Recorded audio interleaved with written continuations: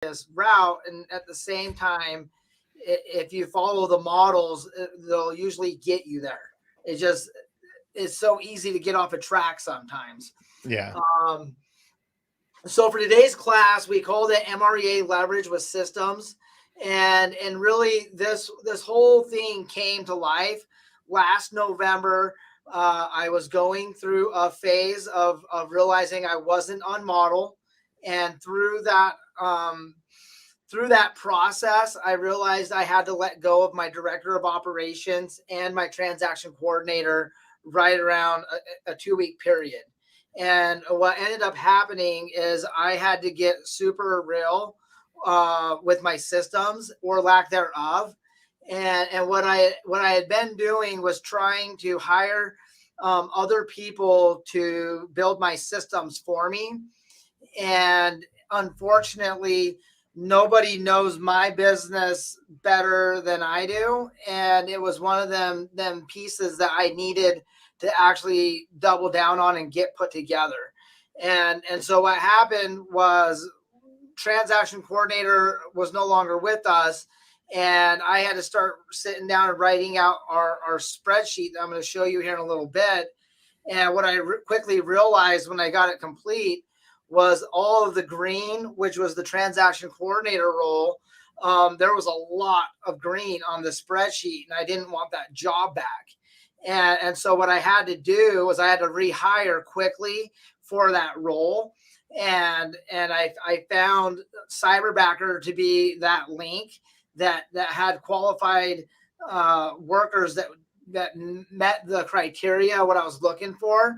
And I needed to get them onboarded and trained. And so by having the spreadsheet put together, I was able to actually train our Cyberbacker in the Philippines faster than I was able to not train the transaction coordinator that I had in the role.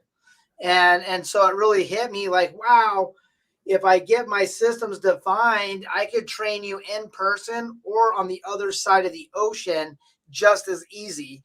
The hard part is getting the systems in place. Yeah. Like So once you have it in place, you can kind of expand with a lot of different options, right?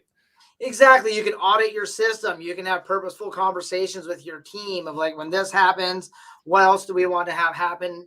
And how does that affect the experience that the clients are having? And how do we make the experience better? How do we truly deliver someone a promise of an amazing experience and actually execute on it? And what we found is we do that through smart plans, through effective communication, and through having a standard on what takes place with every one of our transactions. I think something that was interesting that you said in there too was that you had to get back to being hands-on in the business, right? And so two different books that we focus on a lot, right, are the Millionaire Real Estate Agent, which is what you built these systems off of. But then we're also talking a lot about the book Shift right now, because a lot of people in their markets are experiencing what we believe could be kind of the shift we've been anticipating or waiting for. The MREA talks about, there's the myth understanding in it about only I can provide this level of service, right? I forget the exact quote, but it's essentially only I could do this. But in reality, it's only my clients will only work with me. For people that are afraid to get the leverage. And it's like, no, they're going to work with the level of standard that you create, or the standard of service that you create. But then in Shift, it also talks about how in a shift, we need to get back hands on our business. And so it's kind of interesting you did that kind of before this is coming up, but I think that's a good tell all for people right now. If you're watching this, considering you have a team or building out a team and you want to build it in this way, is like, this is a critical time to be hands on in your own business and use the leverage. But you need to be creating the leverage, not just kind of like what Mike said, not just throwing it off to someone and saying, oh, well, I hope they do it well. Even something like Cyberbacker, where they're trained in the systems, it's like they're trained in kind of the how to do it, but they need to know what you want them to do. And so Exactly. just kind of interesting points that you had in there.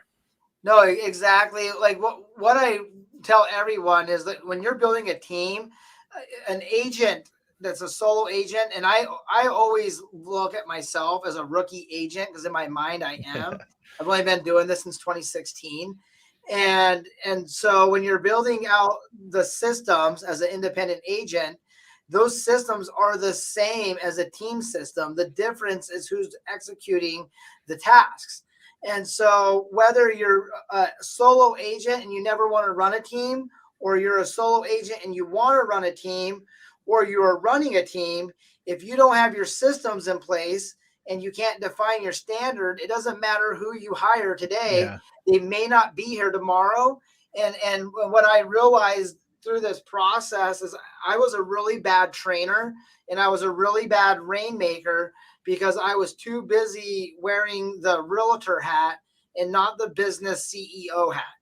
And those are two different hats, and they both have a time and a place. And I think going into a shift, it's time to put on the business CEO hat and really look at your business and ask yourself, if I had $100,000 today and I had an outstanding candidate with an amazing disc and KPA, if I hired them, do I have the systems in place to set them up for success? Yeah. Are they going to make it through their 30, 60, 90 and be where I need them to be? Or am I going to set them up to fail and expect them to come up with the systems and standards? Yeah. Because if that is what you're counting on, I hate to tell you, it's probably not realistic that you're going to find talent in time to build your systems and get them executed in a 30, 60, 90. Yeah. And just as a point of housekeeping, if we use terms like 30, 60, 90, KPA, if there's terms we're using because we're very in the ecosystem and you're not sure what they are, like, please ask, like, drop it in the chat. I guarantee there's someone else that has the same question.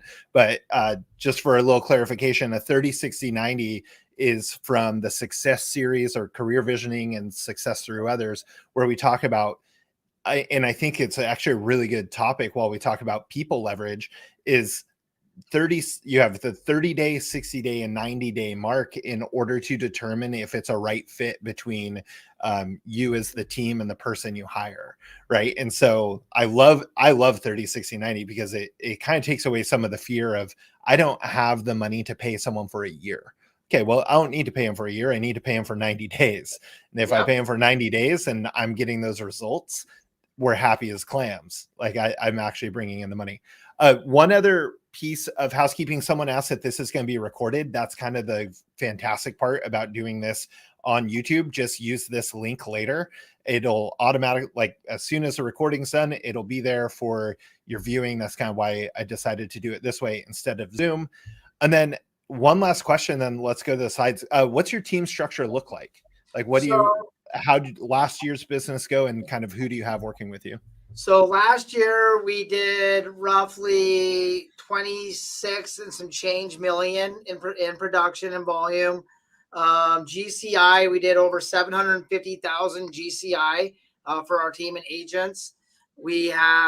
Right now we have 3 buyers agents. We have Lisa Dugdale, who's our lead buyer specialist, and she's in the process of coming into a leverage series agent for our team.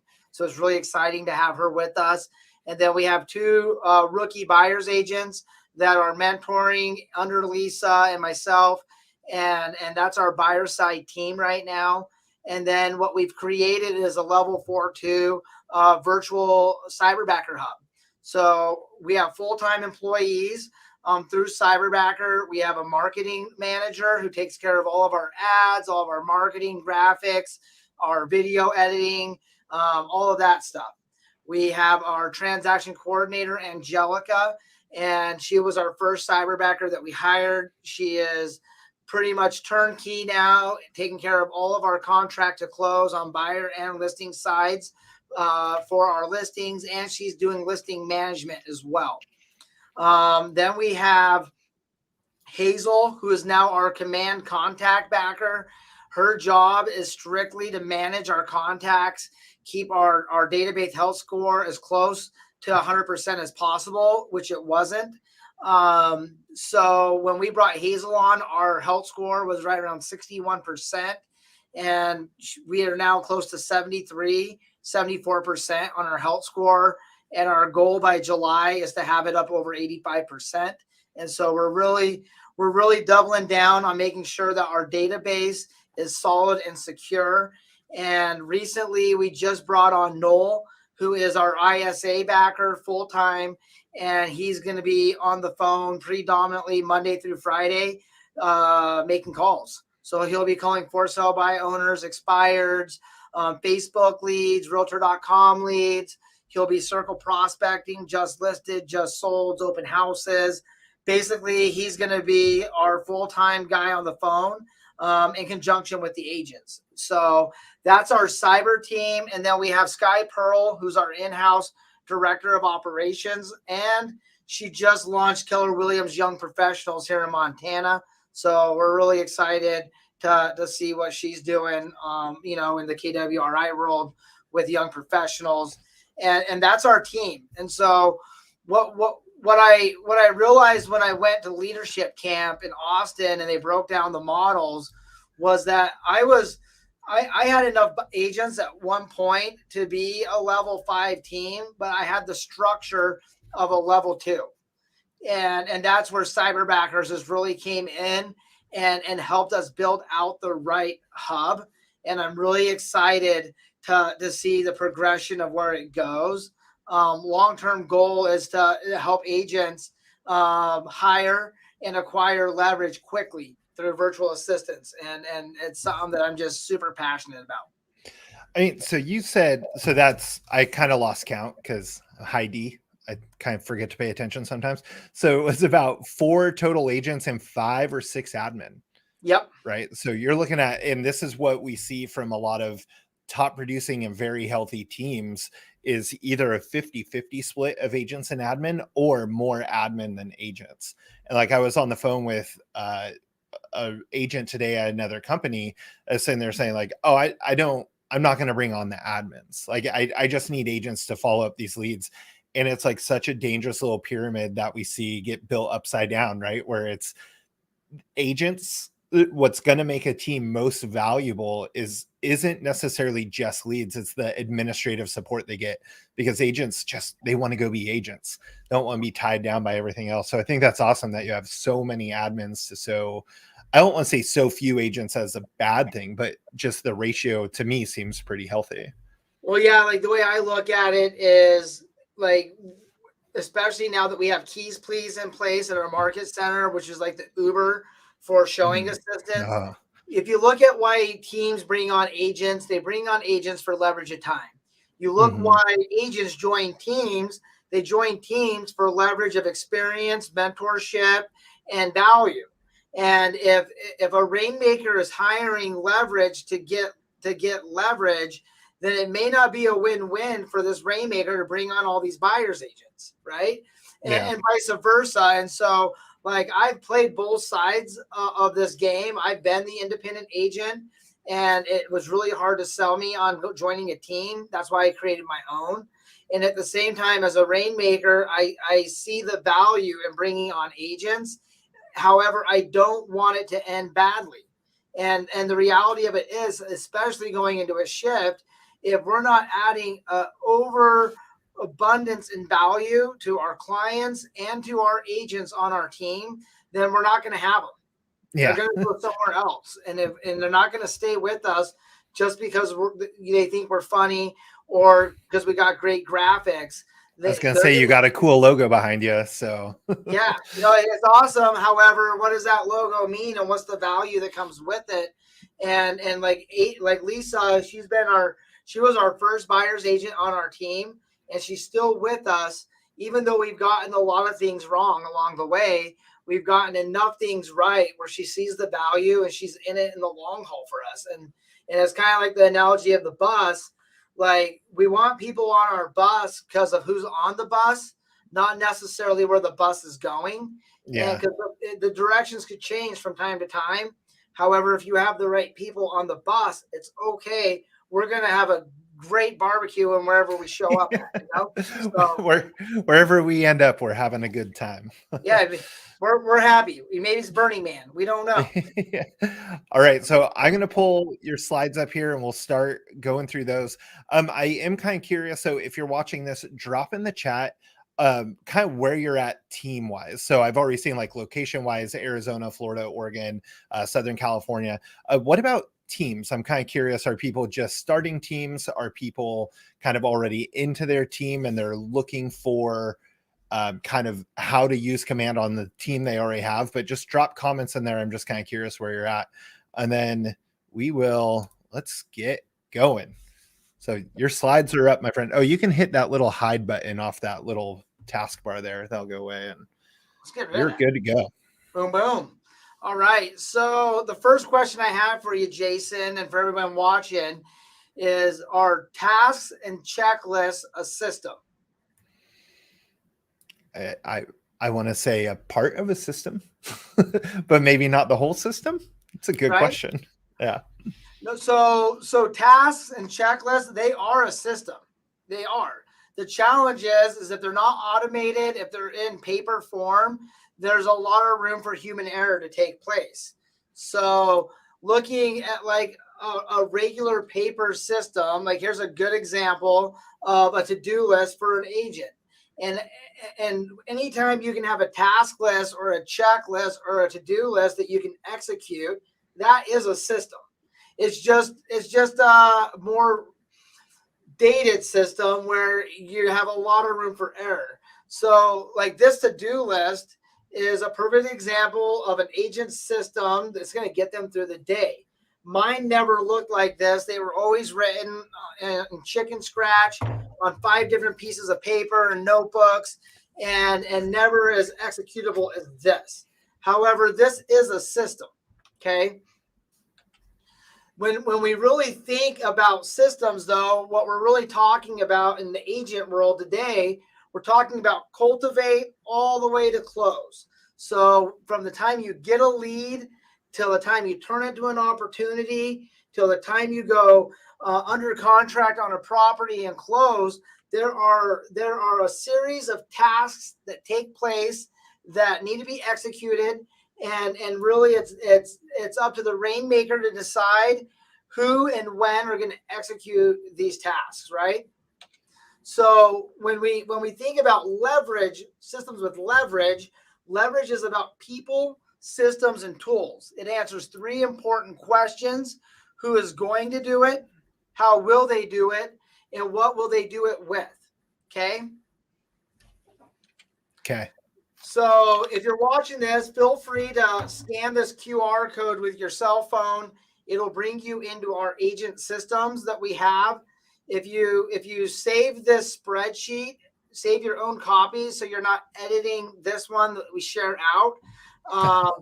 This is our accumulation of the last 6 years of business into a spreadsheet from cultivate to close. Like it's just the whole thing. Like, here you go. Like this is our systems. You can take it and run with it. You can edit this. You can add more columns. You can delete things. To kind of give you a rundown, what you'll notice is the CU stands for client updates. Days stands for what day is it going? Are you going to assign these tasks? And so day 1 just means the day that this opportunity slides into this column, you activate the task. And I'll show you a little more in depth how that looks as we move forward. And are those colors based off of who's doing it? Exactly. So yellow is agent duty. Blue is our contact backers duty. Red is our director of operations duty. Purple is our marketing admin's duty, and green is our transaction coordinator duty. So as you can see in the cultivate bin, every column's the same. And the reason that is that is our standard. And what's interesting about the way that command sets up is pretty much every duty that's in the cultivate phase, we can execute out of a smart plan. Okay. So a lot of these tasks, we're not setting up as an opportunity task, even though they're there. We have them there so we know they're there, and we have them there so we can articulate our standard of what we require.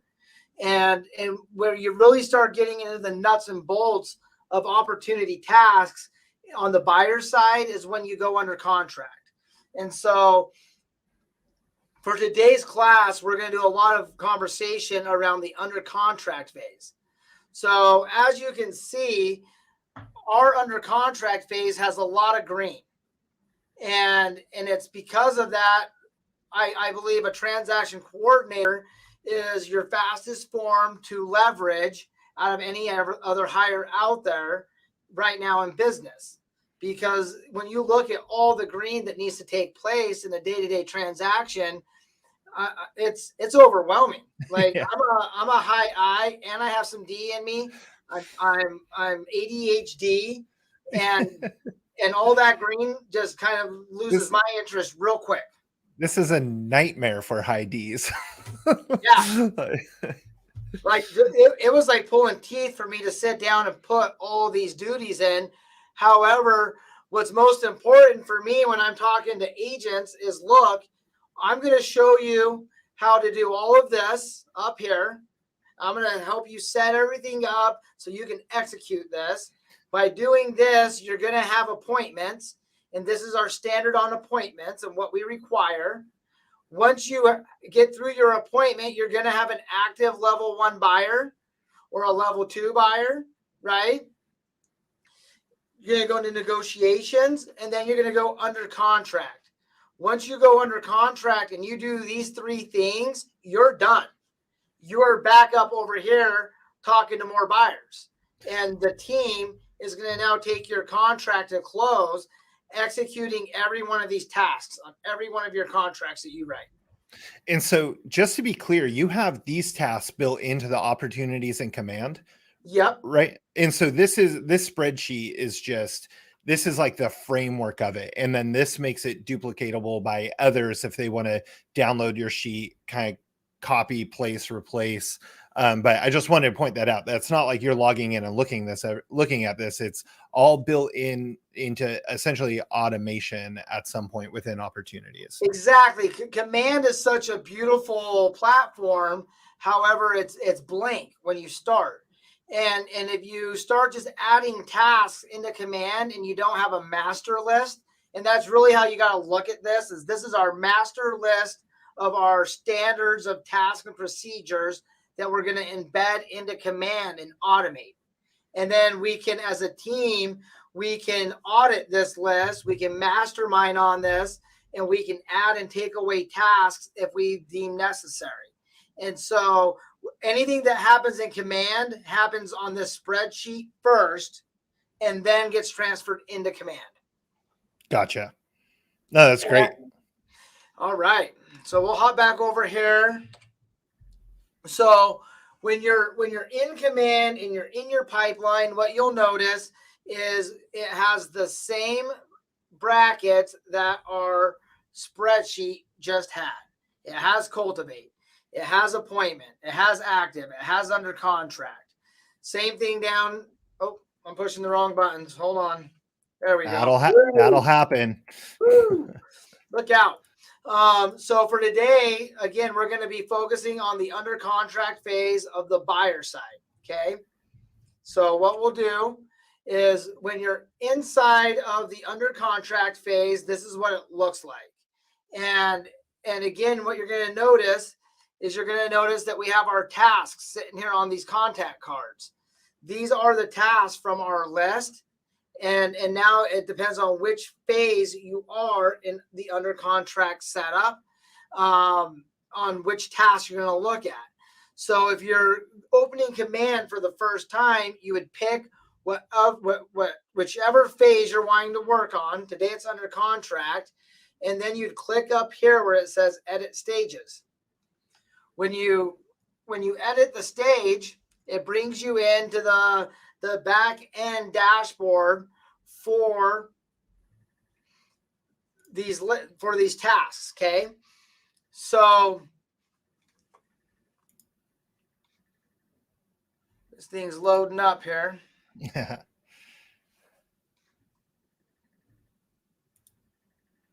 I was going to say, dangerous game playing technology live. Oh, I know, right? Well, we're dangerous. So when you're in here on these phases, the way that you would edit them would be to, if you want to change the name, you would just edit it right there. Okay. If you wanted to change the probability, so what that probability means is when we're in this phase, it has this probability that it will close. Sometimes it's 50-50. And as you go through contingencies, that number is going to grow. And that's what's really going to help you look at your probable income when you're looking at the pipeline. The second thing you're going to notice is you have your checklist. And this is where you'll actually edit your checklist. Okay. So if you wanted to edit a checklist or add a stage, you would start here. And then you'd go to your spreadsheet and you would just copy whatever you were trying to add into command. And you would add that item just like this. So once you have the spreadsheet put together, it's as simple as copy and paste into command. So that's like, it's a surprisingly simple and amazing tip at the same time. Like, I honestly wouldn't have just thought, just copy the cell from the sheet. Like, it's one of those, it's almost too simple to think. Like, honestly, once you've audited your spreadsheet and have it set up the way you want, it shouldn't take more than a couple hours to get all of these tasks put into command. Especially if you have a cyberbacker. Especially if you have a cyberbacker. In fact, right now we're working on a cyberbacker that's going to do nothing but onboard agents into command. And so basically you come over to us, you give us your contact spreadsheet, and about 24 hours later, you'll log into command and your database will be in there, will be organized to your D2 T2s, and all of your opportunity tasks will be set up. Smart plans will be in place, and you'll be ready to go into business. Gotcha. So this is the back end default. If you're looking at your list and you want to have a client update, which means you want that actual task when it's executed, you want the client to know about it. So like right here, it says client update. Yes. So what that means is when our TC to request all property information, seller's OBD, septic permits, approvals from listing agent, and upload in a DocuSign room for buyer's signatures. When our TC does that, we want our clients to know it's been done. So they get a client update on those, and those execute out. And so if we want it to be a default client update, you would check the box here. And then every time you send an opportunity into this column, it's gonna, when the TC checks that box, it's going to send the client an update. So if you wanted to organize your list, you can organize your list just like drop and paste. Like, you can just move things around. You can add a stage. So it's completely customizable. So when you're looking at our spreadsheet, if there's stuff that we're doing that you don't want to do, that is totally fine. Erase it out. If you're doing things above and beyond or a different phase, like, then we'd like to see that. Like, but again, you can put that in there. And I think what's cool about this, as more teams and market centers really start adapting to the opportunity tasks from the cultivate to close process, we're really going to be able to copy the top producing agent standards that they run their teams by.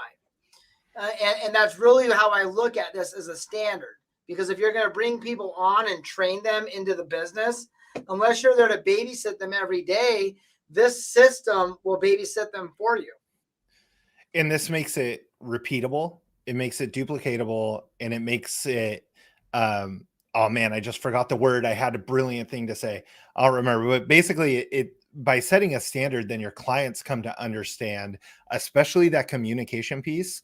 Our clients, per the NAR, survey of home buyers and sellers, communication with their agents is lacking and something that they very much desire. So if we can use anything to either automate it in terms of just kind of sending things out on our behalf or remind us to reach out and contact them, it's going to increase the chances that we work with those people in the future or get referrals from those people, get that 5-star review from those people. right? Because it's an area where we are kind of lacking as business owners in an entire industry. Exactly. And so the client updates really eliminate that. And again, if you guys have any questions on how do you manipulate your actual phases or checklist items, you do it through the back end of each phase. Okay. And at the end of the day, when you have your spreadsheet and you can look and say, okay, we got residential escrow, land escrow, inspections, property investigation, appraisal, and it keeps going on and on and on until you're clear to close. This is the same thing that happens for every client on every transaction on our team, every time. Predictable was the other word I think I was thinking of. Makes it predictable for both the agent and the client, right? It creates an expectation of here's what happens next. Chris Smith says that he wrote the conversion code, works with Curator. He talks about that all the time of just communicating better about here's what happens next. And that's where you're going to make or break a relationship with a client. Well, yeah, and like if you look on this list, we get down to like our first phase. What you'll see is there's a couple things, and one is the agent to add clients to the client review smart plan. So we're putting our clients into the client review smart plan the minute they go under contract, because we want to get reviews from our clients when they're excited, when they're happy, before the appraisal doesn't come back where they need it, or the inspector finds mold. We want to literally get that review ahead of the game. And so when we put together our list, it's literally because we've had things that have happened in the past that caused a bad experience for our clients, and we want to eliminate those. And so when you can get all of your agent knowledge out of your head and into the spreadsheet, then you're a business owner, because then you can actually pass these duties off, and you can scale your business out. If I was running my day-to-day with all of this stuff in my head, then I would not be able to leverage out to any help, because they would need me to answer what to do next. If you're articulating your value to agents, like by being able to show them with this color code on the value that your team hub has for them, I mean, it's pretty self-explanatory on where the value is sitting. Like they know they don't have to do any of the green anymore, and that's pretty exciting. If you're an independent agent saying, well, I don't have a team, this doesn't matter, it does, because all of these tasks still happen even if you're a solo agent. What changes is what times you're doing them. So you could look at this spreadsheet as a time block color code. Okay, so Yeah. you can literally say, okay, in the mornings I'm doing yellow, in the afternoons it's green, and anytime I got a spare moment, I'm going to be doing some marketing and director of operations stuff too. Because basically when you're a solo agent, you are all of these things. And I think that point was really good too, about like kind of being able to show someone what else actually happens, right? Like we'll find some agents that are even reluctant to hire a per transaction coordinator. And I think if a TC could show, here's all the different things I do in a transaction, like I said, this terrifies me. Like, I don't want to do this. I want to go show some houses. I want to go on a listing appointment. I'll tell you what, man, like my number was 700 contracts, and everything came to a head with me. Yeah, I couldn't keep up. Some agents can do like 14 or 20 before they hit a wall. I was 7 transactions. All the wheels fell off. And the best thing I ever did was I hired a subcontractor transaction coordinator. I paid her $450 a transaction. And it was the best money I ever spent. By being able to do that, it helped propel me into being an actual team. Someone says, why would an agent not use a TC? Couldn't tell you. Don't know. Yeah. I honestly, I Okay. don't know why. I think a lot of it's ego, Yeah. and when I was in my young 20s, I prided myself in doing everything. Now that I'm getting close to 40, I pride myself in leveraging out as much as I can so I can enjoy life. So you can go fishing, snowmobiling, and rafting, right? Exactly. I mean, I watch your Facebook. I know what's up. I work to live. I don't want to live to work. However, I know that I care so much about my business that if I don't articulate my standard, then if I bring someone to help me, they could either help me build my business or they could help me bury it very quickly. Earlier, I had brought up the myth understandings from the Millionaire Real Estate Agent, and I just opened it up real quick, and I think it plays perfectly into this, where it says, myth number 5 is my clients will only work with me, only I can deliver quality service. And I think this is extremely evident right here, where you can see Mike created this, right? Mike said he sat down and created this, and maybe by now he's had some people help him create it, but he took his idea of quality service, put it onto paper, well, Google Sheet, put it onto a Google Sheet, transferred it into Command, and now it's duplicatable by everybody, right? And so it says that the truth is your clients aren't loyal to you, they are loyal to the standards you represent. And again, right there, you can see these are Mike's standards, his level of service, that's now duplicatable by his team of 8 or 9 different people. Right? Or like everybody has that client that says, I don't understand what agents get paid for. I'll pull out the spreadsheet for them real quick and I will show them everything that we're doing on the back end for them. And what's funny is if you have that client that really, you want to show, you can click client update on every one of these tasks. Every day at 9:30, that client could get an update of all of the things that's happening for their transaction. And there's a lot. And so really it's about being able to set up an expectation for your clients and for your agents and yourself on what you expect. And then it's executing them expectations and then reminding them that you did it. And that's where the client updates become so important, is those client updates are reminding your clients that you were back there working for them.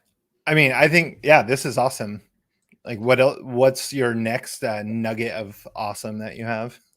Nugget of awesome. It's a new thing. So it goes down to the client updates, right? So when you're looking at your pipeline and you hop in on your under contract, for instance, you can see on the sheet, it says off where it says client updates. And so by default, all of the updates are shut off when you create an opportunity, and the agent has to go in and turn them on in order for a client to start receiving updates. For us, what we found is we run all of our opportunities from Cultivate all the way to under contract out of smart plans. The minute we go under contract, we then run out of opportunity tasks and client updates gets turned on. So the under contract phase is where we actually turn on our client updates. And so the way that you would turn on a client update is you'd click in onto the contact card. It brings you to the detail sheet, which we're looking at right now. And when you're on your detail sheet, up top, it says client updates. Another thing you'll notice is your task list. So you can access your task list from the opportunity pipeline. You can access it from the detail sheet, and you can access it from the task widget or applet here on the left-hand side. So an agent has 3 ways to get in front of their tasks. And if they're over here, it's all of their tasks. If they're working it from the opportunity card, it's the individual task for this opportunity. So for instance, right now, we'll click in and we want to turn this opportunity update on. So I turn it on, and now I get to decide who gets the actual update. Well, since I'm the agent, I'm going to get an update that something's happened, and our buyer is going to get an update. And if I wanted to start adding more people to this update, I could do that right here. So let's say you're working with buyers and their parents are involved, or their cousin's a contractor and he wants to be involved. You can add anybody into the update. that you want. And what's beautiful about this is if you are on a team and your transaction coordinator is back there executing on your behalf, your clients are getting updates that you're doing things and you're getting updates as well. So just by going through your email, you can see what your transaction coordinator is doing on your contracts so that you're not left in the dark when you talk to your client. You kind of have a good idea of what's happening in real time because of these. And the preview to the update looks like this. Perfect. Someone just put it in the chat. I was just about to say that. Do you have an example of what it looks like? And so this is all generic right here. Your properties information would all pop up here that you were working on. And this is the point I want to make. When you make those tasks that the client is going to get the update on, create the verbiage so that it makes sense to them, because they're not real estate agents. So you don't want to use a lot of abbreviations on these tasks. You want to make it read almost like it was for the client, because it's what they're going to see when it gets executed. So each day that your transaction coordinator or yourself are executing these tasks, the following day is when they receive the client update. And it'll be all of the tasks from the day before. Like, how awesome is that then they say, okay, here's what happens next, right? It's not only is it showing them what's next, it's showing them I'm working on your behalf behind the scenes. And I do know, I actually haven't used the client updates that much, but I do know, and the question has come up, well, if I don't do something, is it going to still send the update? No, it's only sending it when it knows that you completed a task in order to send it on, but again, there's so much that goes on behind the scenes that we don't want the client to feel, right? I don't want them to feel the pain of all these different things that we're doing. That's what we get paid for. But I want them to see what they're paying us for, right? That it's not just, we're in escrow, tell the escrow company when we're closed, I'll get my check then, see you later, right? We want them to see like, no, we're actually doing a ton of work on your behalf behind the scenes. Exactly. And so let's say you're working on a transaction for someone and you decide that you want them, you can see none of these updates are by default there. We could go in and we could select all of these now on this opportunity. And now the client's going to get updates anytime the transaction coordinator executes these. They're going to get updates on all of these, right? At the same time, you don't have to have any of those selected. Or you could add a new item. So let's say you're working on a transaction and something comes up. You don't want it to drop the ball on it. You put the updated task in here. Maybe it's let's just make something up.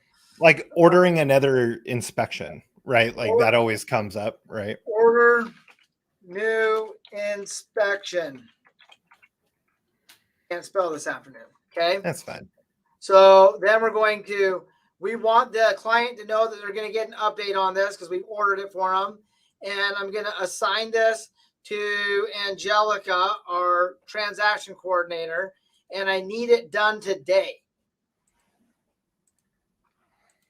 So now it's on the list.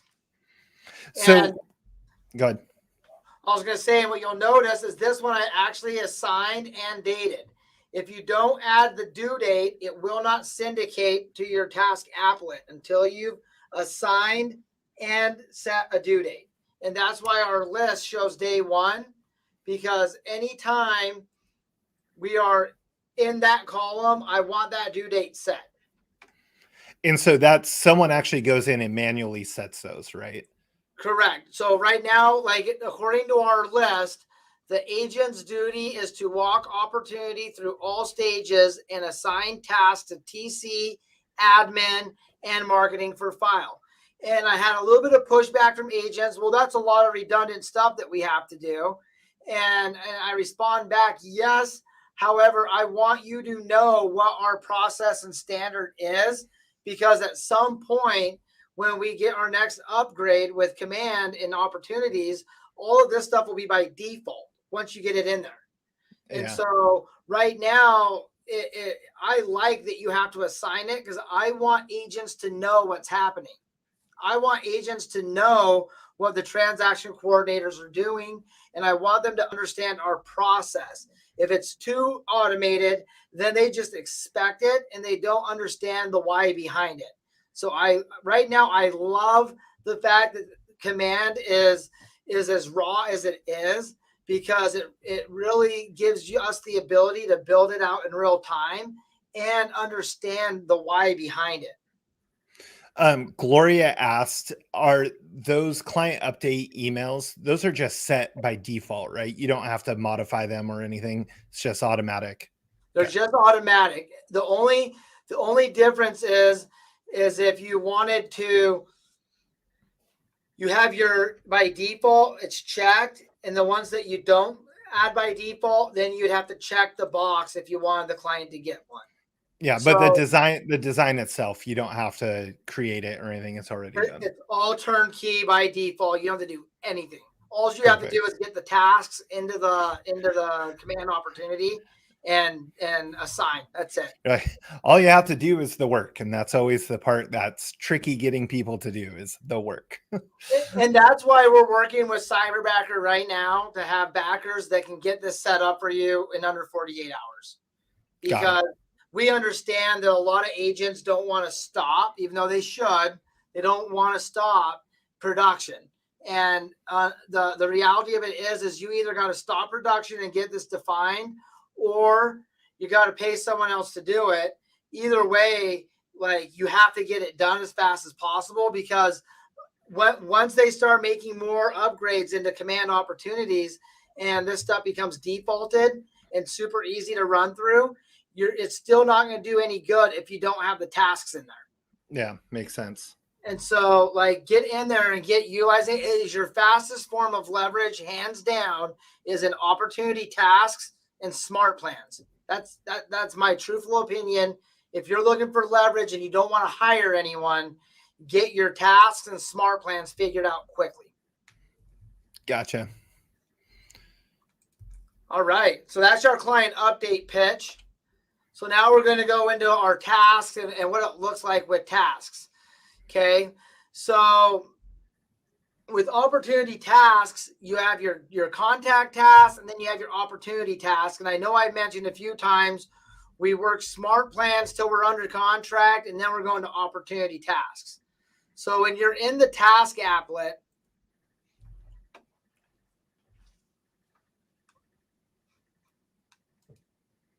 let's see here. It's scrolling for a sec. I play risky business, Jason. I just like you do, especially on a Tuesday.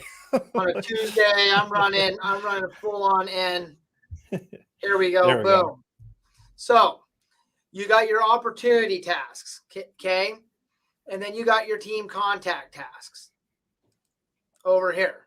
So the difference is if you're wanting to run smart plans, you can run your smart plans out of your team contact tasks, whereas your opportunity tasks are living over here in this other portal. They got some upgrades coming down the line that are going to kind of, sounds like, wrap the two together. So if you're not using tasks in command, you're missing out on a huge oversight piece as a team. So what's cool is on team tasks, now this is anything that's smart plan related, I can look at our team and I can see what agents are past due on tasks and which agents aren't. So I can click on past due. I can come over here and I can hit filter, and I can filter by agent name. So I can say, okay, what's Jay Lynn doing? And I can say, oh, Jay Lynn's got some past due tasks here. She's got a bunch of them, and a lot of them look like call tasks. So now I can be a rainmaker, and I can step in and I can have a conversation about, like, why are we getting so far behind on past due tasks? I can come in and I can reschedule, edit. I can reassign. So if I have tasks that I want to reassign to somebody else on the team, I can come in here and do that. So being able to run through contact tasks has been a game changer of oversight for us as a team. And then being able to look at our opportunity tasks and know, okay, I need to get these done, or I need to snooze these, or I need to reassign these. And these are where all of our tasks live. So our transaction coordinator, the tasks that you're looking at right now, these are strictly for me. These have nothing. These are all the yellow tasks that were on that sheet are right here for me. And so, as you can see, I have some work to do today when I'm done with this call with y'all, because I need to fall back through and get all of this executed. I mean, yeah, but that's great then to, from managing the team, right? Like how many rainmakers have we seen kind of just expect their team to kind of roll through? And again, they're not holding them to their standard. So it splits the standard of the team. And so this allows that, let's call it friendly accountability with the team members. Right. Well, what I found, one of my hugest hardships I had, because I'm a high I and I wasn't running a proper 30, 60, 90, was that I would let agents not do what they were supposed to do for way too long. You were being their friend. Yeah. By the time it came to being accountable, I had already lost all control of that ship. And that really set the agents up for failure. And it made me realize that I had to define a standard. And so and that's what we do with smart plans. Like the opportunity tasks are great for your full on standard and accountability for the whole team on cultivate to close. And then the smart plans double down on it. Is what's amazing about smart plans. Does anybody have any questions on opportunity tasks versus contact tasks? I haven't seen anything come in, but the main thing is just right when it's actually coming out of the opportunity versus when it's coming out of a smart plan, right? Yep. So as we roll into the second part of this class, my question for you is, can a smart plan be a system? I would think so. Or again, a piece of a system. You're batting 100 today, bro. I'm telling you. Man. Woo! Yeah. We did not plan this ahead of time either. We haven't. I haven't even looked at these slides before. No. So yes, a smart plan is a system, and what's awesome about it is it's an automated system. In my opinion, a smart plan, and again, this is my opinion, a smart plan can only be smart if you're using Twilio text messaging, because that's what's going to actually give you your leverage. Because if you're just using smart plans to follow tasks, then you still have to execute, which is not scalable. However, if you can grab a smart plan and add touch communication in there that communicates with your database and your clients and your leads for you half of the time, well, now that's a pretty smart plan and it's scalable. So when we think about smart plans, it's really, how do you define your standard into a plan? And just as a quick side note for anybody wondering, so Twilio is a texting service, right? Where it's going to come, it's a third-party company that's tied into Command. It's going to communicate with the people that we have it assigned to through SMS texts. And yes, it comes with a fee, and it is so minimal, like it doesn't matter. It's the best $3 I ever spent. I tell you. Yeah. I think in our office we had to up it to the $6 a month plan. Woo! Just because we do enough. It's like $6 to text all those people. Like, okay, sounds good. So what I'm going to show you all today is our Facebook conversion code smart plan. And we base this smart plan off of the book, The Conversion Code, that you mentioned earlier. Oh, I got it. You can't see me, Mike, but I'm holding it up right now. Version 2, the new one. Oh, yeah, I'm going to get it. Just came out last week. This was probably one of the best books I ever read. So 2 years ago when Conversion Monster came out, that was like my first attempt at leveraging out conversion, and it didn't work. And so then I went back and I read the conversion code, and what I realized is the service that Conversion Monster offers for everyone, we already have for free with smart plans in Command. The agent duty always needs to call, and you can hire ISAs and leverage that out if you want. However, at the end of the day, if you want to win, you have to pick up the phone and call, and then all the other pieces can get automated through smart plans. So we actually gave Conversion Monster 2 chances at our business, and we fired him twice because we can deliver a better service in real time with smart plans out of command for free. And I truly believe that.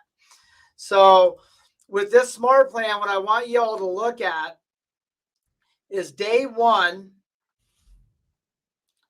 what takes place. So when a lead comes in and an agent claims it, the first thing they do on our team is they send that client an introduction BombBomb video from their cell phone, not from Twilio, but from their actual cell phone. And I'll tell you why we do that here in a sec. The second step that they do is within 15 minutes of sending that video, they call that contact 3 times. Okay. If they answer the first time, they don't call back the other 2. However, if they don't answer the first call, they hang up, count to 10, call again. Hang up, count to 10, call again. That step right there upped our conversion by probably about 30%. All right.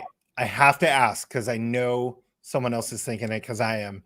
How often does someone pick up the 3rd time and they're mad that you call them 3 times? Very, very few. I consider it the same as calling for sale by owners. And sometimes you call a bad for sale by owner, right? Makes you never want to call for sale by owners again. And then you call the next number and they're like, oh yeah, I would love to do business with you. So we're not looking for the no's in this. We're looking for the yeses. And the reality of it is especially if you're sharing, like say you're buying realtor.com leads, for instance, and it's a shared market or zip code, like you're not the only person calling that number. And so if you call one time and like, oh, Tommy didn't answer and you don't call back again, there are other agents calling that number. And if you don't call enough times, they're not going to call you back and they're not going to pick up. Like, and you're not going to convert them. And there's going to be another one of your bad leads that you have. And so the idea of this is, yes, it's aggressive. However, we're in an aggressive market and we desire to get our unfair share of the market, which means we're going to call as many times as it takes to get them on the phone. So step 3 is it re-articulates some of the first 2 steps, but it's just a checklist now for the agent. And it is add client tags, send BombBomb video, create safe search and command, add to neighborhood and monthly neighborhood nurture smart plan, find on Facebook, send friend requests, update B-Day, and gather any other info. And if they actually respond or answer, remove them from this smart plan, right? If we go back to our spreadsheet and we look at our cultivate phase, what we'll find is pretty much everything that's in right here is our standard in our step 1 of any lead coming onto our team. That's so in detail, right? Like of do these little things. How often are people looking for, here's what to do? You know, and what happens is an agent comes to the office, they sit down, it's like, maybe they even did their lead generation in the morning, in the afternoon, it's like, I don't know what to do. Here you go, do this. Like, do these really things. Hit home to me as I had agents and I was going so fast. I was a bad trainer, right? I just kind of figured everybody would know what to do. And what I found was they didn't. And it was my fault. And so then I had to stop for a minute and say, okay, how do we make this not a problem anymore? And we did it through the form of the smart plan. So then what you'll notice in this smart plan, so this is day 1, we're calling. And the reason why we send the BombBomb video from our cell phone is on day 2, when the text messages actually start kicking in, that first message is going to give them an opt out. And we don't want anyone to have that opportunity to opt out day 1. I want to at least get these videos to them, get the chance to call them 3 times before they ever have the opportunity to opt out the next day. So this is day 1. And then an email goes out that same day. And again, we've done all of our emails basically off of simple, because if you read the book, The Conversion Code, what they found is HTML emails look generic and they have a less open rate than just a raw email does. And I think I've only read like the first chapter in the new one, and I think it goes in even deeper to that standard text emails, it's not even necessarily the open rate, it's the reply rate, the engagement rate. Yeah. Like of how often people will see that. I mean, we use smart plans to communicate with our agents in the office. And I've had agents say like, hey, thanks so much for sending me that email. Like, do you really not realize what I just did? But hey, it works, right? It works for a reason. And what's amazing about it is I think one of the biggest reasons why we were reluctant to get into smart plans and a lot of our agents was because we didn't have all the fancy emails ready. So it was, as soon as I get my emails ready, then I'll do smart plans. No, get in there and make smart plans as sloppy as you want today. They don't have to be perfect. In fact, if you have misspellings, people respond to text more. Like which is great for me because I can't spell. So if I send all of my contacts perfect spelled out text messages, they know it wasn't me, right? I think it was from Chris Smith. I don't use it anymore, but it used to be my favorite automatic first text to go out when a lead came in. It just said, "Hi, is this first name?" That's all it said. People will respond, at least back then. I bet people would be more reluctant now, but that was a few years ago. People would respond to that. I had like a 70% response rate to that text going out at the time in Follow Up Boss. And it was just like, hey, is this so-and-so? Like, yes, because you know why? It sounded human. A question Janelle asked was, do you have these published in the Smart Plan library? We do. I need to update this one in there and some of our client smart plans that we've recently redone because we have smart plans for every. I know you have a couple different Facebook ones in there. Yeah, we have a Magic Mike one that's in there that's very similar to this. However, I think this one's better. So I'll make sure to update all of our smart plans before the end of the week for you guys. That way, basically, I'm sure if you search author name, just type in last name, just HYDE, you should find it in there. Should be pretty simple. Yeah, no, it's in there. And if you guys are watching this, check out our Command Your Sphere smart plan. It's another class that we can do for you guys if you'd like. It's all about how to engage with your database, utilizing all these tools, and really developing that relationship where you can actually feel confident in asking for business. And in fact, I would encourage y'all, if we have time today, I'll show you a little bit of the pieces of that smart plan and why it's so important. But with Twilio, in order to use it with your database, that first text is going to have that opt out. And so that smart plan is designed for you to reach out to your database before you put them in smart plans. Because if you utilize smart plans with your database, you will be able to communicate better than you ever have, build better relationships in less time, and they don't have a clue that it's you doing it or it's the smart plan doing it. And that was, I have had this question ready for you for like 2 months about like, even before we came up with this class. So objection commonly heard about using Twilio in Command is that the very first text that you send to somebody, it's going to insert extra language into the text that you cannot remove that says to unsubscribe, like to unsubscribe, or if you'd rather, I think it's if you'd rather receive this, rather communicate in email, or want to unsubscribe, please reply stop. It's KW being extra cautious around TCPA and spam rules. And I believe a lot of people think that when that goes out to leads, they're just always going to unsubscribe. That if I send it to 100 leads, 99 are going to unsubscribe and one's my mom. So what have you guys seen from Facebook leads specifically, or whoever? What have you seen from unsubscribe rates? So when that first came out, it about stopped me in my tracks because at that point in time, we'd already been using Twilio for over a year with our database. And so it was right before November when they did the Twilio integration upgrade. And I realized that all of my contacts were going to get an opt out. And so it threw a huge wrench in our pie giveaway that year. I almost didn't use it. And then I was finally like, I was like, God, if this is the way it has to be, then we got to rip this Band-Aid. What I found out of sending 480 of my contacts a pie giveaway text, I lost 7 contacts. If you give away pie for your first text, everybody's going to come get their pie. They're not going to opt out. We lost 7 out of 470 contacts. Wasn't a huge deal. And honestly, that's why we built the Command Your Sphere guide and Smart Plan. Was we realized the power that we had with Twilio, and we realized that we needed to articulate to our contacts how to communicate with us. And so that Smart Plan, I'll show it to you guys here in a sec. It's designed for you to reach out and get your contacts to opt in to all the automations that we have with Command, because Command's so powerful that we can bulk update, we can bulk text, we can bulk add to Smart Plans, we can bulk add to my monthly neighborhood nurture Smart Plans. I mean, it goes on and on and on. And one of the best Smart Plans we have in Command is the birthday Smart Plan.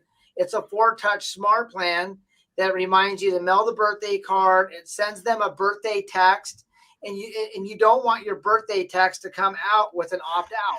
To be the first text that they get is happy birthday, reply stop to unsubscribe. Yes, and it's one Nothing of our says personal touch like a robot. Yeah, and so you have to get ahead of that. And Gary and the team are doing their best for us not to get sued. So we have to have that TCPA verbiage in there because it protects us. And so once we know that we have an obstacle, we have to come up with a solution. And that's what the Command Your Sphere Smart Plan is all about, is getting in front of that. As far as Facebook leads are concerned, we very few opt-outs. If we're running 100 Facebook leads in, maybe 2% or 3% will opt out. So you figure that initial with Facebook ads, we expect, maybe a 15% or so pickup rate of those ones when you're trying to contact them right away. Within that first 15 minutes or 5 minutes, we see about 15%. So if you're saying 2 to 3%, it's only a fraction of the people that you're already going to be talking to. And we're not going to give them that opportunity on day one. On day one, they're getting the text from our personal cell phone. That's fantastic. Fantastic. So day one is our cell phone and we're calling. Day 2 is when the texts kick in. So we have a 1-day delay, and then the automated text start kicking in.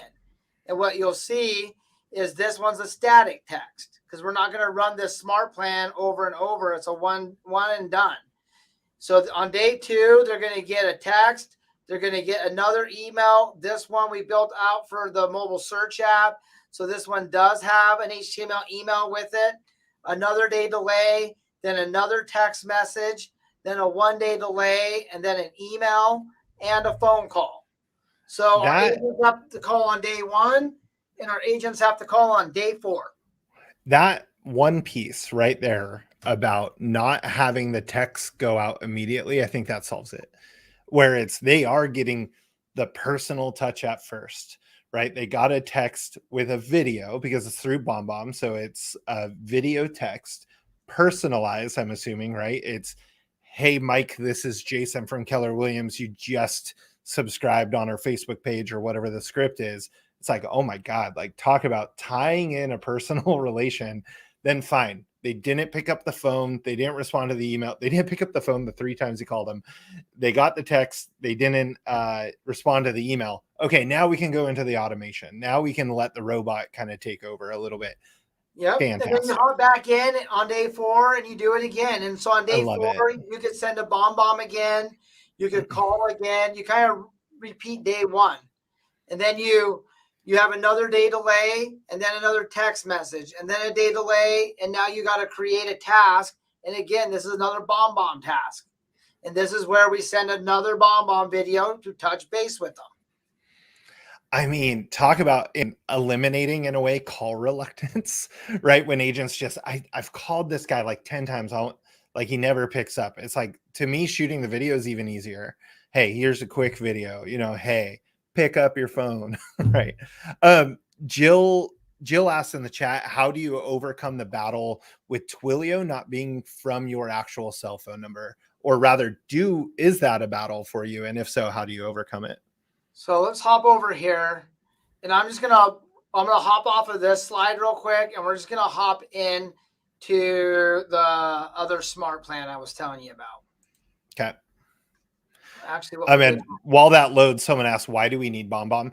It's really, BombBomb is about simple video text. It's going to, like, if I shoot a video on my phone and send the text out, it's a larger file, right? And it's harder deliverability. But then also with BombBomb, when it sends that video, I can also see if somebody watched the video. And so it's just it's an extra little, if I send the video to Mike, he might get the text and not click on it. And when he doesn't click on the video, I never know. But with BombBomb, I can actually see, hey, I sent that text to Mike.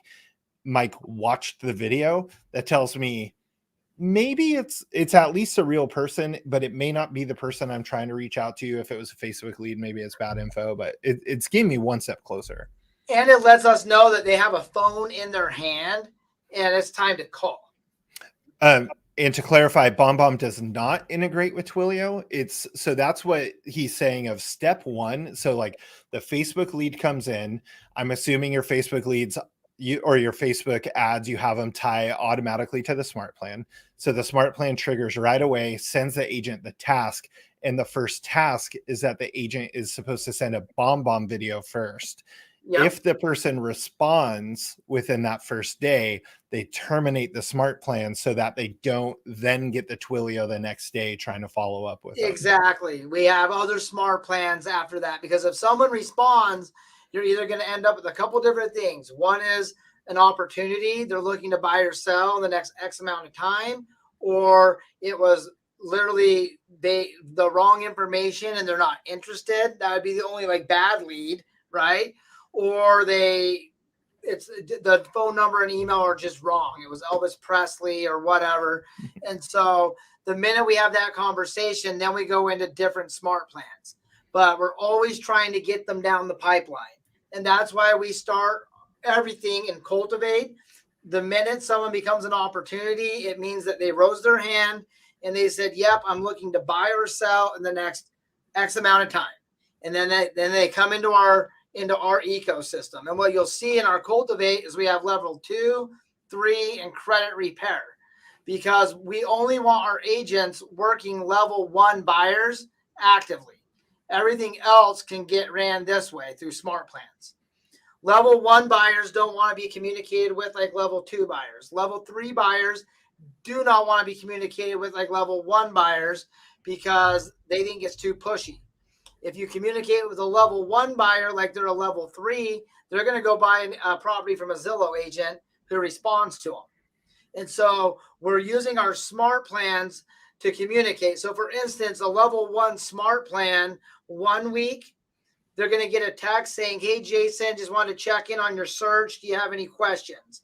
The next week, it's going to be a task reminder for the agent to call them. The following week, it's going to be a text again. So we're using the text messages to over communicate and cut our agents' actual duties down in half. Yeah, it's awesome. And that's when they're really a smart plan. So the was it Jill? So Jill, this is our Command Your Sphere class. I'm not going to run through the whole thing, but the idea of this class is to really double down on your sphere. One of the best things I did in my career was I joined a team called BTG out of Phoenix. They were with Keller Williams at the time. And Brandon Tracy, the owner of that company, he had a class that he'd called 8 Steps to a database, basically. And so what I did was I grabbed everything that they taught us, and then I wrapped it into Command and made a new smart plan all about Command. And so the idea of what they mentioned, like, how do you let your clients and your sphere, your friends know you have 2 numbers? And it's so simple, it almost hurts. You do that by picking up the phone and calling them and going through this script with them. So I'm going to get over here to the script. And we should really do this class, Jason, when you guys have Yeah. time. Great Yeah. class. I'm trying to bait Matt into subscribing to the YouTube channel. So I told him if he subscribes, then I'll have you back for this one. Perfect. So basically, what this call does is we reach out to our database. We make sure they have 2 minutes for us, and we let them know right away it's a business call. We don't want our database to think we're calling to talk about the kids and barbecuing and then asking about business. We want them to know immediately when we call them, if it's going to be a business call, that it's a business call, because we want to set that expectation. So when they say yes, they have 2 minutes for us, we go into our dialogue, which is like, hey, Jason, as you probably know, I have Hyde and Associates, and I really wanted just to reach out to you today to ask for your support in developing my business. I'm not going to ask you to do too much, but can I ask you to do something easy? Jason will say yes, and I'll say perfect. We just released our new mobile app, and I was hoping I could send it to you so you could demo it and share it with some of your friends and family to give us some of your honest feedback. I'd really appreciate that. Is that something you could do for me? When the client says yes, I say perfect. I will send you the link to download the app from my work number as soon as we hang up today. So you're just treating it like I have a work number and my cell phone number. Yep, I have a work number and I have my cell number. And I can go into a little more dialogue, and if I would like, I can say, yeah, that's my work number. Make sure to save it. Make sure you save my personal cell number that I'm talking to you on. You can get a hold of me from either number moving forward. And I will say, even before I had Twilio in command, I had texting and follow-up boss, for instance, and I would be communicating with Facebook leads or open house leads there first. And then I would move them over. You know what? That's my work number. Let me actually give you my personal cell phone number. It'll be easier for me to communicate with you. And they love it. Like, it makes it sound like, you know what? I'm moving you from the everybody circle into my inner circle. Like, here's my personal number. And like, they're into it. And then a smart plan would then send something out to them on the other one before. It doesn't really matter. And I will say now with the KW Command app, having Twilio integrated into it, super easy to communicate with people through Twilio in the command app. What I found is a lot of my database is communicating with me through Twilio now, and I'd rather it be that way because I'm so full steam ahead and I'm a bad friend when I get busy that my actual cyberbackers are responding back to my friends for me through Twilio. And I'm not like forgetting to respond back to my friends. And then they set me task reminders to respond back to my friends for me. So if I get a text message from one of my friends in Twilio, our cyberbacker will see it. And they're like, oh, Mike should probably respond back. They'll set me a task. So I can respond back to my friend. And I'm a better friend. That's another genius one because, like, I don't know how often I complain. I'm an Apple user. I don't know if you are. I hope you are. Yep, I am. I don't know how often I complain that my texts, I can't mark them unread, because what happens is I read it and then I'm like, oh, I'll get back to that. And I like have to set an alarm to get back to it. So that's kind of baller to have someone else remind you, hey, you didn't follow up with so-and-so. So you are now using technology and other people to actually be a better friend. Yeah, it's leverage 101, and through it, we're building better relationships. Yeah, I'm actually being a better friend and actually showing you I care by having someone else help me with it. I think that's interesting. And that's how this smart plan is designed, because by the time you get through the end of this call script, you're asking them for if it's okay if you send them a note card. They're saying yes. You're making sure you got the right mailing address. You're letting them know that you're going to send your email information over with all your contact info on it. And then you're making sure you have the correct email for them. So what you're doing with this introductory call on this smart plan is you're getting them opted in to help you with your business. You're getting them familiar that you have another number and not to opt out. You're updating their address, you're updating their email, and at the end of it, you're just letting them know that you appreciate the opportunity to earn their trust and confidence as a professional, and that you're willing to do the work that's going to take to make that happen. You're not asking for business. You're just literally asking for them to step into a professional relationship with you. Yeah. Once you do this call and you activate the smart plan, the text message goes out with your mobile app. And then the next day you get a reminder to do the note card. Then 2 days later, a text goes out to make sure that they received the actual note card. When they respond back to that they received the note card, it looks like this. You respond back with this text message here. And this is where you actually get their permission to put them into a My Monthly Nurture Smart Plan. So our rule is if it's a lead, they automatically have to go into My Monthly Nurture Smart Plan, period. If it's our database, we want their permission because we want to add value to everybody around us. Command is so easy to bulk update everybody into things that it may not get you the same return in value as it will if you actually ask their permission. So when this text message goes out, this is not automated. The responses aren't automated. This message right here up top is. So this will come from Twilio, and then you'll respond back with these messages. And how we do that is on our dashboard. We have all of our text responses right here. So I can just copy and paste responses into Twilio right from my dashboard. Oh my goodness. You're a genius. I just want you to know that. Someone said it's kind of hard to see that on the screen. Is there a way that they can see this like on their computer? Like, do you have this available that people can see? What I'll do is at the end of this meeting, I'm going to send you, if you guys look me up, Michael Hyde, inside of the library for smart plans, you'll see the smart plan. It'll have a link to this, to all of this. In fact, if we go into our smart plans, I'll just show you guys the library. So the library is full of great smart plans. You don't need to reinvent the wheel unless you want to. If you go in here, there are so many smart plans for you to poach from, duplicate, rip off, recreate, make them your own, like have fun in the smart plan role. And in fact, good. I was going to say, like back when I first started, they said our job description was lead generate, lead follow up, go on appointments, negotiate contracts, practice and role play your scripts and dialogue. And now I think that transfers into smart plans because smart plans are automated scripts and dialogue that our clients are reading instead of hearing us say.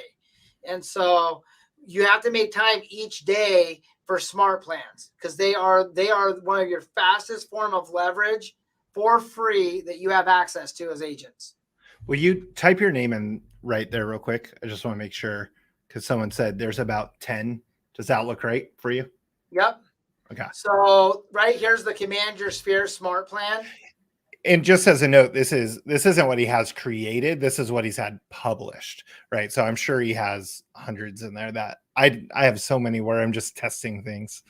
Yeah, like right now in our team library, we have 76 smart plans that we're running. And it gets kind of chaotic sometimes, but it's what we have. What I would tell you, our most used smart plans are going to be level 1 buyer search smart plans, level 2, level 3 smart plans that are just communication smart plans. Same thing with our sellers. We have our seller smart plans. We have our under contract smart plans. And those smart plans are real basic communication smart plans that make it so we can run 100 miles an hour forward and we're not going to forget to follow up with our clients. As another side note, like, when we I'll send out an email when we're all done. We'll have links to everything that he's mentioned, such as the spreadsheet. We'll get it all out there to everyone that registered. And then I'll update the description in YouTube down below at the end of this to have all the links in it. Yeah, and I'll send you access to our actual guide for this smart plan, so you have access to that too. And then anytime you guys want to come on and do this actual class, we're more than happy to teach this class. I think that the Command Your Sphere class is one of the best classes for agents to take right now, especially going into a shift, because it's going to get your people on the bus. Like, because in this shift, like the train station is leaving, like the train's leaving the station. And if you don't have your people with you, then they may be with somebody else and you just don't know. Matt did subscribe, so I can have you back for the next one. So good news for everyone on that. Matt's the team player here. I like it. So that's really the rundown for smart plans today. So when we really think about like smart plans, you can make a smart plan for literally anything. These are our most used smart plans right here that we use. And I think if you think about client updates is a big one. The happy birthday smart plan is one of the best. However, you don't want to be the first text your database gets. So by getting the Command Your Sphere smart plan done, it gives you the opportunity, because it runs 24 days. And what it does is you're asking for their permission. You're telling them you're going to do something. You're doing it. Then it's following up for you to confirm they received what you said you're going to do. So you're establishing a couple things. One, you're establishing that you desire to have a professional relationship with your contact. Two, you're getting them opted into your text communication and into your business. Three, you're updating all of their information to make sure you have the right contact information, bringing your health score on your database up. And then four, you're following up, showing that you care enough to make sure they received everything that you said you're going to send to them. So by the time you get to the end of your Command Your Sphere smart plan, you've literally established a whole different relationship with your contact, and then you can ask for business. And like one of the last emails that comes out on it is the how to refer me business email. And so that email describes to your contact how they send you business, so that you don't run into your friend at the store and them say, hey, did my neighbor call you? I told him to call you. And the neighbor never called, because they're never going to call. And so you're teaching your contacts on how to send you business. And then the last call from it is literally hey, do you know anyone looking to buy or sell real estate that I can call today? So it takes 24 days for you to get to the point where you actually ask for business. And what you'll find is you'll get more business by doing this, and it'll get rid of your call reluctancy, because once you get this call done, all the other calls are fun calls. You're inviting them to events, you're checking in on them. It makes it so much more of an enjoyable time to call your database once you've got this under your belt. Yeah, once you've kind of like laid that foundation, right? Of like, hey, I'm not going to call you every quarter and ask you, who do you know that wants to buy a house, sell a house, invest in real estate, right? Like that used to be always the script in bold, right? Who do you know wants to buy a house, sell a house, invest in real estate? It's like, no. However, every now and then I just need to remind you that here's how you can best help me serve you, or help me serve your referral partner or your friends and family, however you want to look at it. Because like at the end of the day, we are in sales, right? And so we got to sell just a little bit to our sphere. I don't want to do too much, but if you never do it at all, that's when you're like, Dad, why did you buy a house with someone else? I told you I'm in real estate. Right. Yeah. So we got to give them just a little bit of that hook. So another thing that you'll notice when you're looking at our opportunities is we run opportunity tags. Okay. And so for instance, you got opportunity tags and then you have contact tags, and they're two different things. Look, I even got Abby Lacey as a sample buyer the other day. Yeah, sure. Sample. Now we know who she works with. I expect you to buy this home. She's moving to Montana. So what you'll notice is we have tags on everything. And the reason why is it makes it very simple for us to click in up here, and we can start filtering down what we're looking at. If I want to look at level ones, now I'm looking at level ones inside of my opportunities. Okay. The other reason why you do this is for communication. Whatever tags we have built out in opportunity, we have the same tags built out on the contact side. So for instance, if this is going to be a busy week for me and I still want to communicate with my buyers, I could come over here and I could click level 1 buyers, apply. Here's my level 1 buyers. I can click on bulk action and I can now send them a text and I can check in with all my buyers instantly. So ways that I use this for leverage is I can look at the hot sheet. I can use BombBomb. I can screen record me reviewing the hot sheet or the market summary. And then I can put that message link right into here and I can send it out to all of my buyers instantly.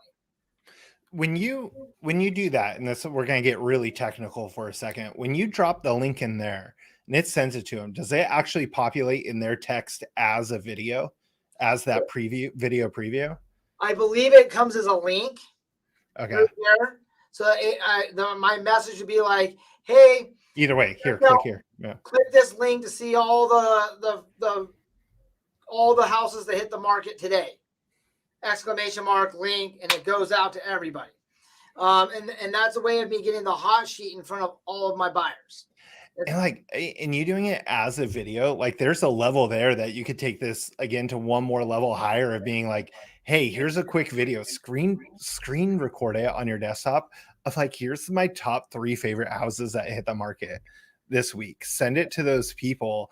And it's like all of a sudden you're not a Zillow bot anymore. I'm not a door opener. I'm not the person that's just waiting for my buyer to bring me the link they got either from some other agent or hint brokerage and Redfin, or brokerage, Zillow and Redfin are brokerages.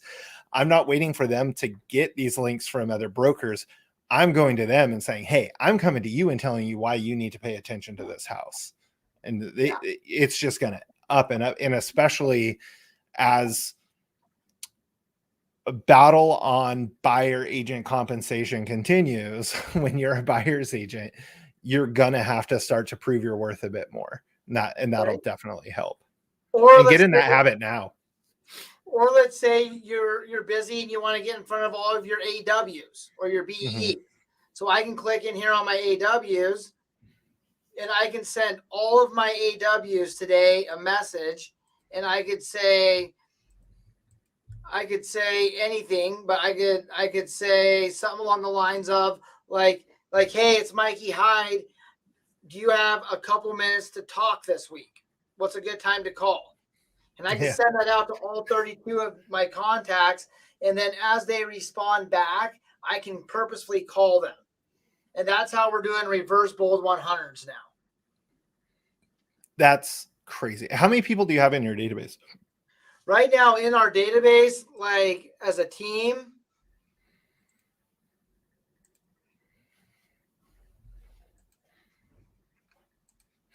I mean, because that idea that you just said about, so 2850. So you're doing 2850. I think 1,700 of them are my contacts. The other 1,000 are our agents.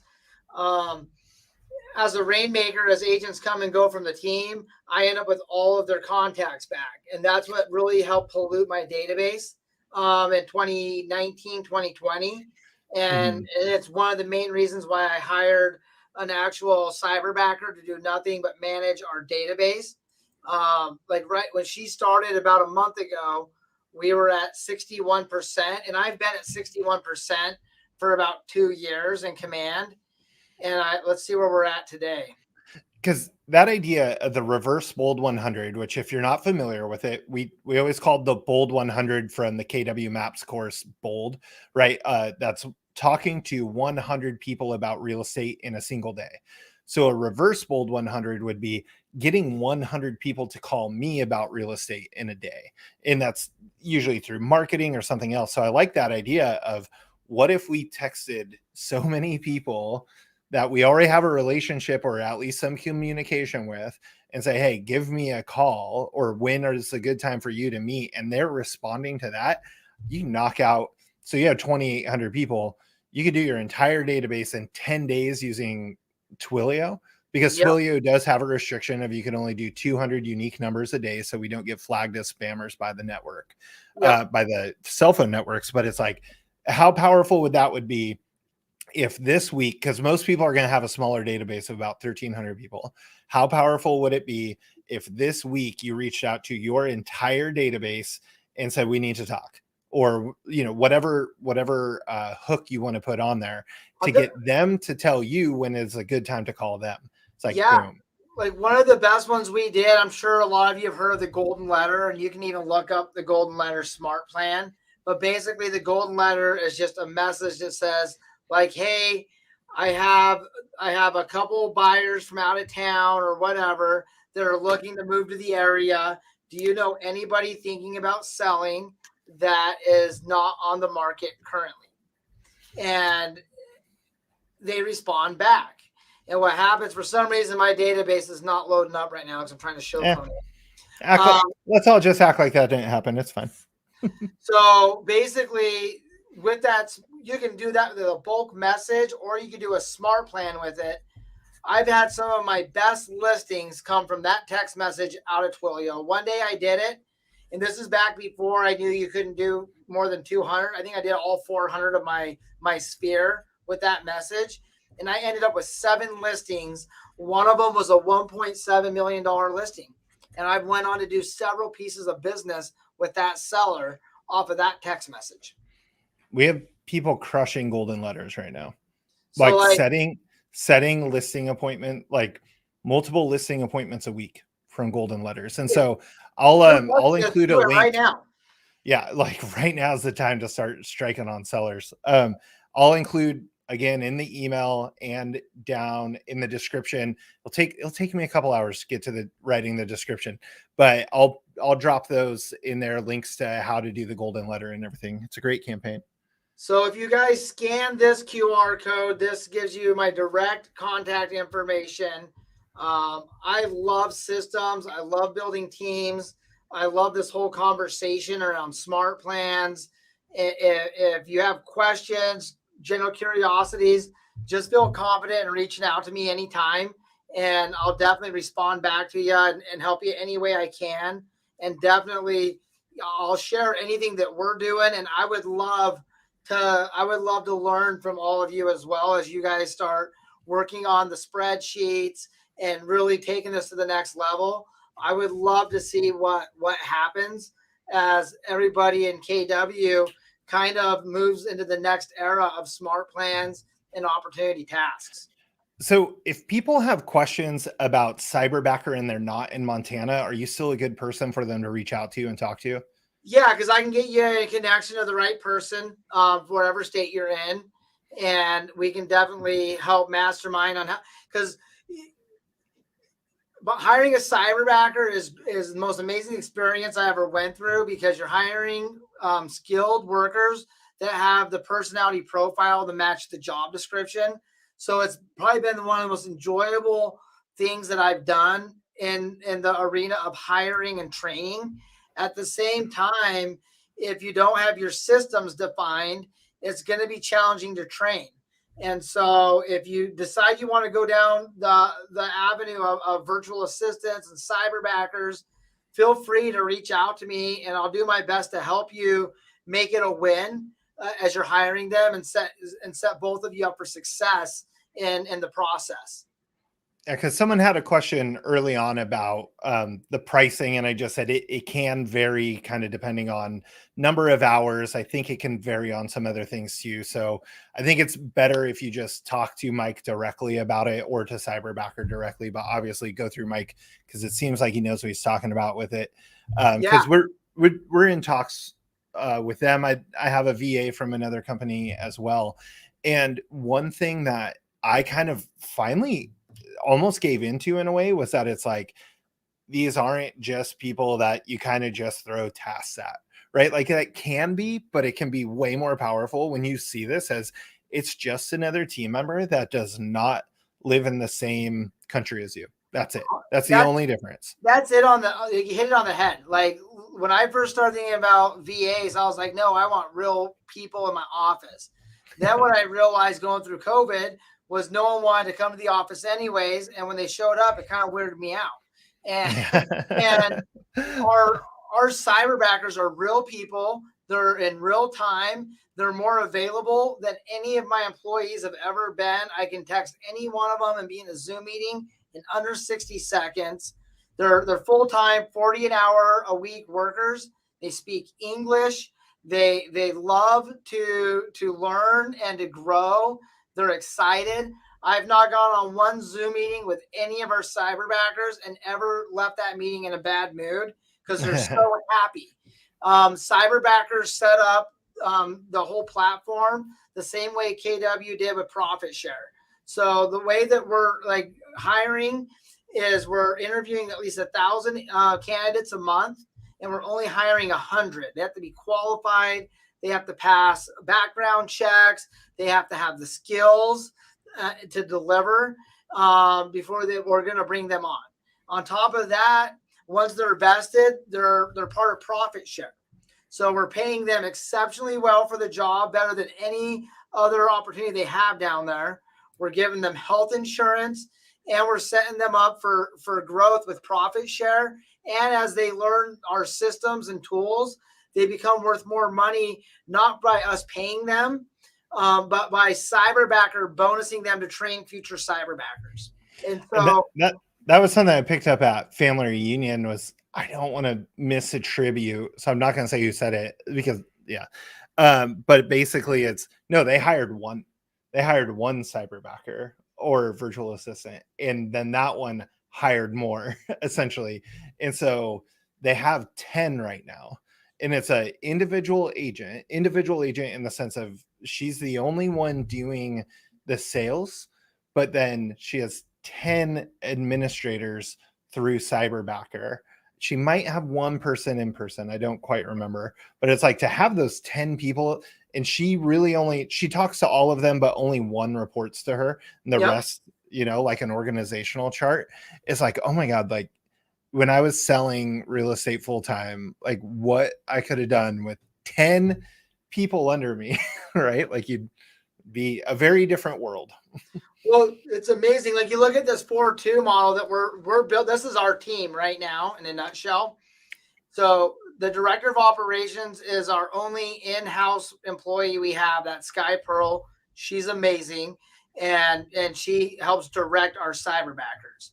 We have our marketing backer. We have our transaction coordinator backer. We have our contact backer, and now we have a full-time ISA backer that starts on Tuesday. And I'm really excited because I believe that the ISA backer in conjunction with the contact backer, that's the one piece that I've never had in my business. I've always been this part right here. That's been me. And going on listings and training. And so right now, if you went out in real time, and it would take you a while if you're following the KPA and DISC model, and you hired every one of these positions right here, 1, 2, 3, 4, minimum 45,000 a year plus bonus salaries, you're looking at $200,000 to build out these 4 pieces. And it would take you a year or two to hire all of these in real time. And you can do all of this for under $70,000 a year with Cyberbacker. And you could have all 4 of these in under 30 days rolling on your team right now. So if you're looking for instant leverage that's affordable, so what really is amazing about Cyberbacker, no workman's comp, no payroll. I'm paying my whole team hub with my Sparks business card, getting cashback rewards at the end of the month. Like get them points. I'm getting those points, dog. I'm buying a new spot and scope. Like hunting season's coming. You're gonna mega camp. You're gonna be living large in the right hotel. Right. Well, what's amazing is our agents are having a better experience because they have the marketing they deserve. They have the transaction and contract support they deserve.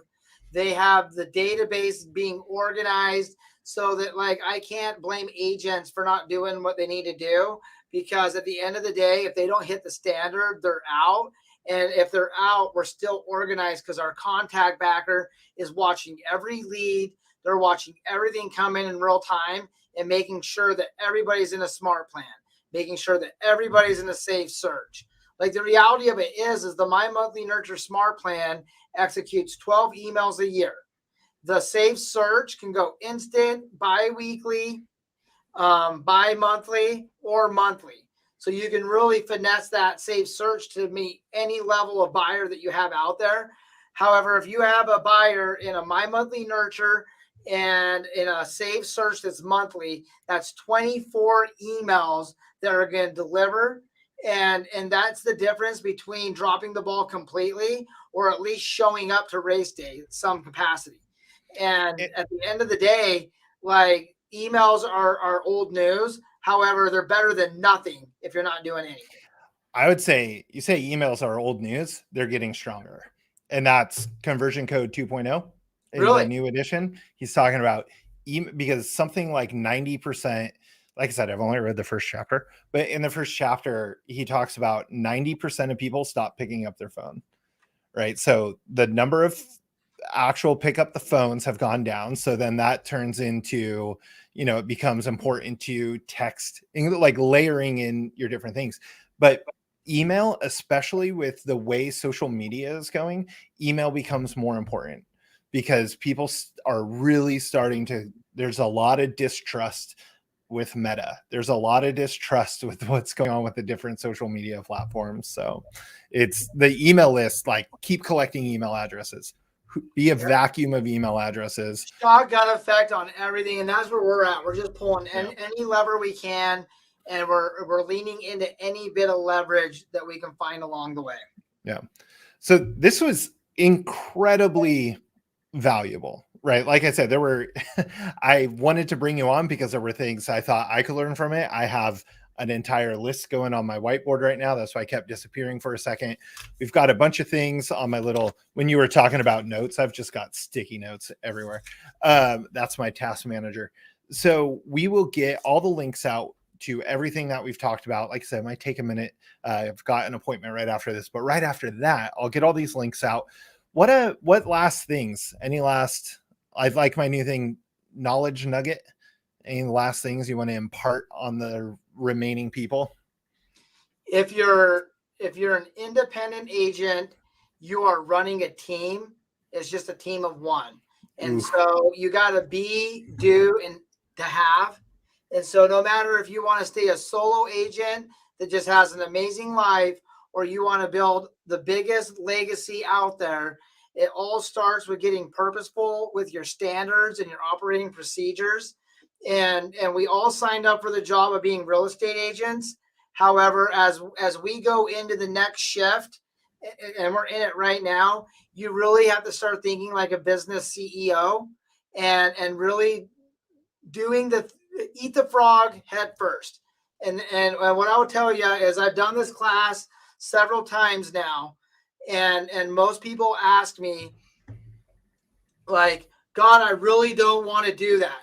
I really don't want to actually build the spreadsheet. And I go, yeah, I didn't either. In fact, I tried hiring it out for 2 years. And then at the end of the day, in order for me to take our business to the next level, we had to stop what we were doing and get right and get real and then get moving forward. And so just, that's the title of shift tactic number 1, right? Get real, get right. So I got shift series coming out very soon. We're pre-recording it. It's going to be good. So awesome. Well, thanks for the opportunity, Jason. I appreciate the time, and we're hope definitely going to get your other one on the calendar. I'll talk to you after this. We'll get that on the calendar. Several people in the chat asked for it. So we'll get that scheduled about commanding your sphere in command. Is that what you called it? Command your sphere? Yeah, like command your sphere. So cool. Boom. All right. Thanks, Mike. We will, we're going to catch up after this. Keep an eye out for the email. Come back if you need to. Like I said, this should just pop up on YouTube as a recording. I'll update the description in a little bit. And as my old team leader used to say, go out and get a listing. There you go. It's the name of the game right now. So, all right. Have a good one.